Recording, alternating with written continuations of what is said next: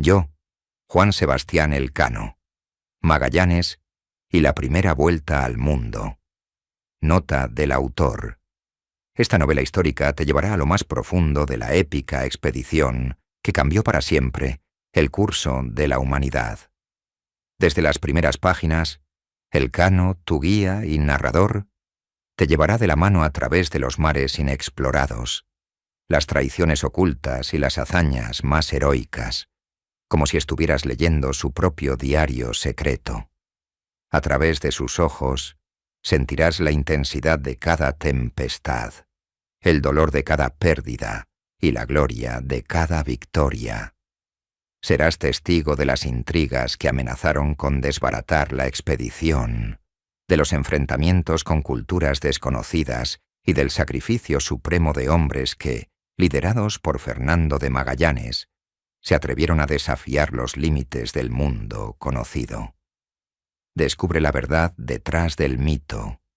Esta historia no solo es una celebración del coraje y la tenacidad, sino también un retrato íntimo y humano de los hombres que navegaron más allá del horizonte, cambiando para siempre el destino del Imperio español.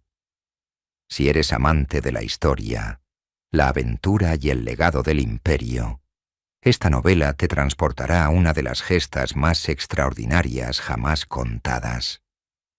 ¿Estás listo para navegar hacia lo desconocido junto a Elcano? La epopeya de Juan Sebastián Elcano. En una taberna oscura y bulliciosa de Sevilla, el aire está cargado con el olor a salitre y vino barato. La madera cruje bajo los pies de los marineros, curtidos por el sol y el mar, que llenan el lugar.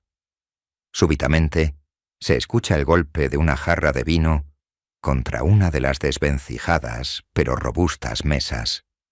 Una imponente figura se recorta entre la enrarecida atmósfera de la taberna, mientras un corro de pupilas inyectadas en vino y ron se clavan en él.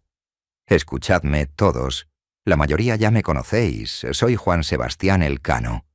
Dejad, amigos, que os relate, desde el principio y sin perder detalle, cómo apenas 20 hombres, más muertos que vivos, de casi 300 que principiamos, conseguimos volver con vida del más peligroso viaje que jamás haya osado alma mortal.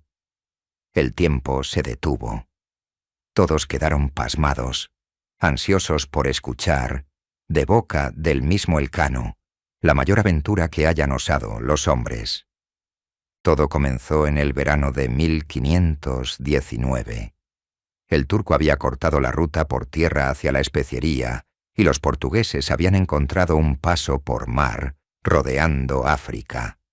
Sus majestades la reina Juana de Castilla y su joven hijo, el rey Carlos I de España y V de Alemania, estaban al frente de nuestro imperio, en plena expansión.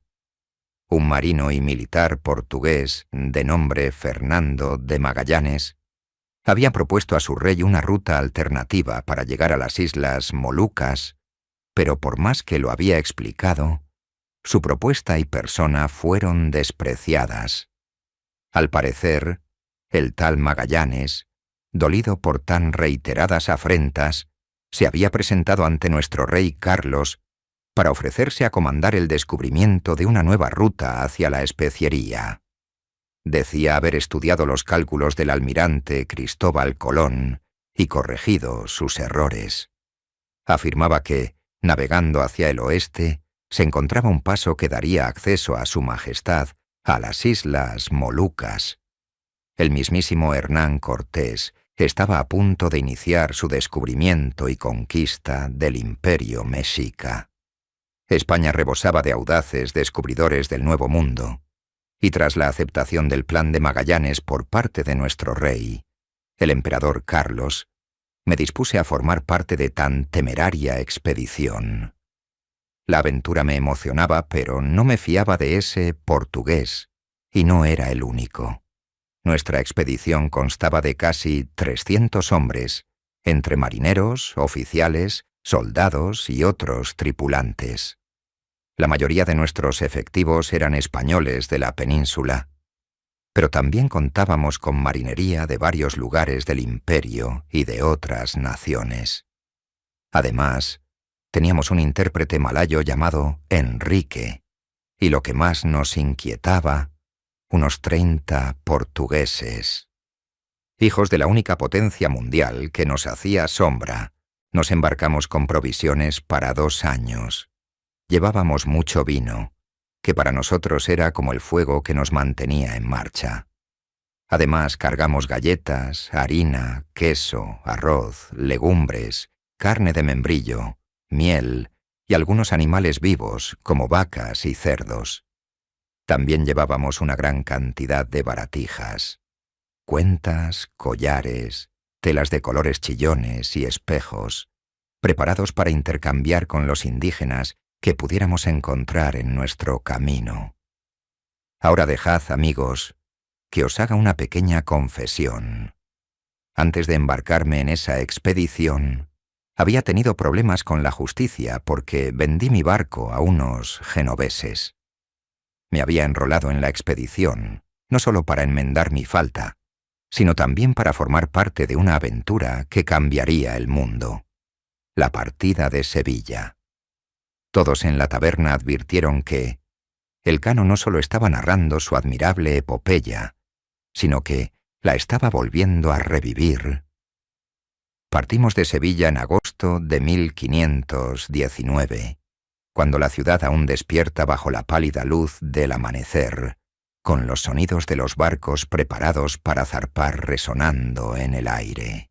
Las velas de nuestras 5 naves se alzan imponentes contra el cielo, listas para recibir los vientos que nos llevarán a través del inmenso Atlántico. El descenso por el río Guadalquivir es todo un espectáculo.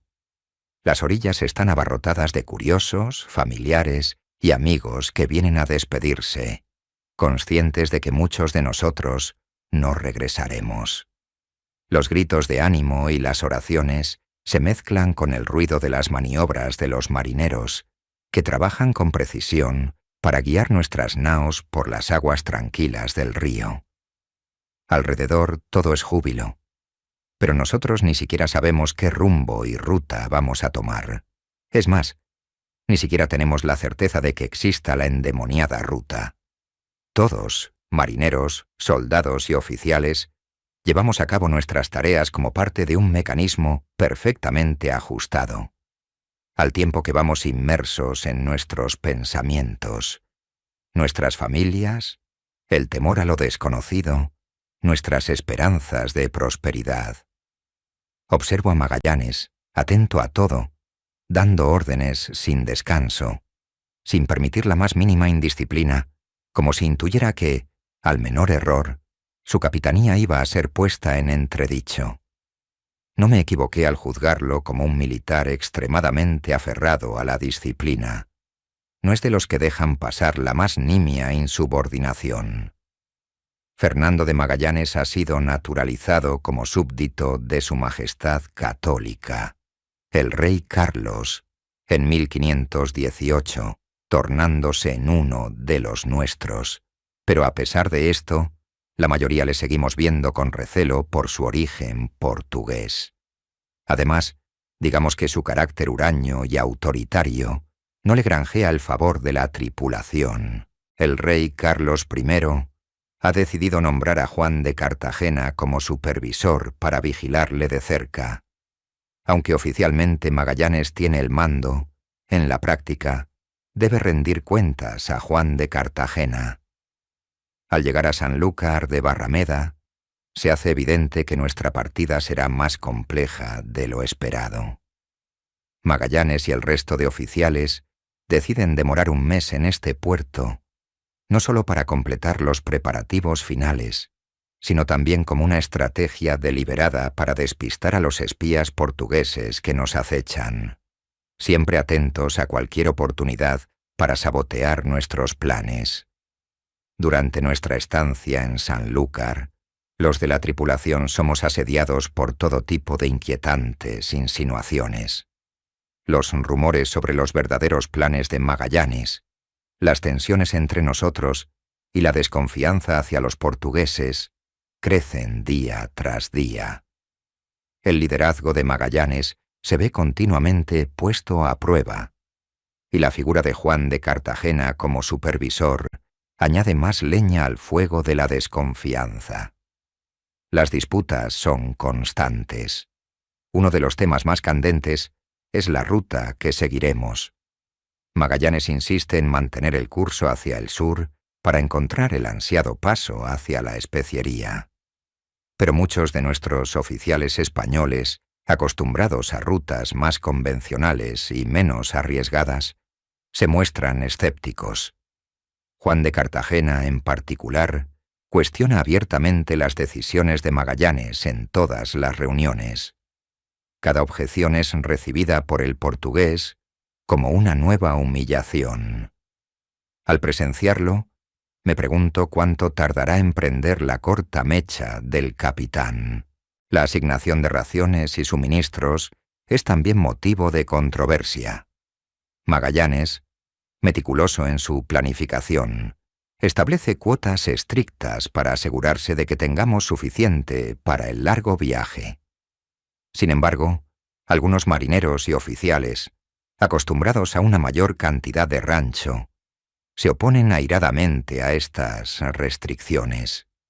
Por su parte, Cartagena no duda en utilizar a estos descontentos a su favor, acusando a Magallanes de ser demasiado severo y desconfiado. Se está generando una inconmensurable tormenta, y cuando estalle, habrá que saber en qué lado de las naos apostarse. Los rumores sobre su posible traición se propagan rápidamente, sembrando el temor y la desconfianza. En una ocasión, Cartagena insinúa que Magallanes podría estar llevando a la expedición a una trampa portuguesa, y no tengo más que mirar el iracundo rostro del capitán para darme cuenta de que su paciencia se está agotando. Ambos se miran retadores. No hay más palabras, lo cual es el peor de los presagios. Por si esto fuera poco, durante las noches en Sanlúcar, las tensiones a menudo se convierten en confrontaciones abiertas. En una taberna, un grupo de marineros discute acaloradamente sobre la capacidad de Magallanes. Les veo mentar a las madres de sus contrarios, llegando casi a los golpes antes de ser separados. Me pregunto si esta expedición llegará a partir siquiera. Magallanes, aunque intenta mantener la disciplina, no puede ignorar la creciente división entre sus hombres. Cada día en el puerto parece alargar la sombra de la discordia sobre nuestra expedición.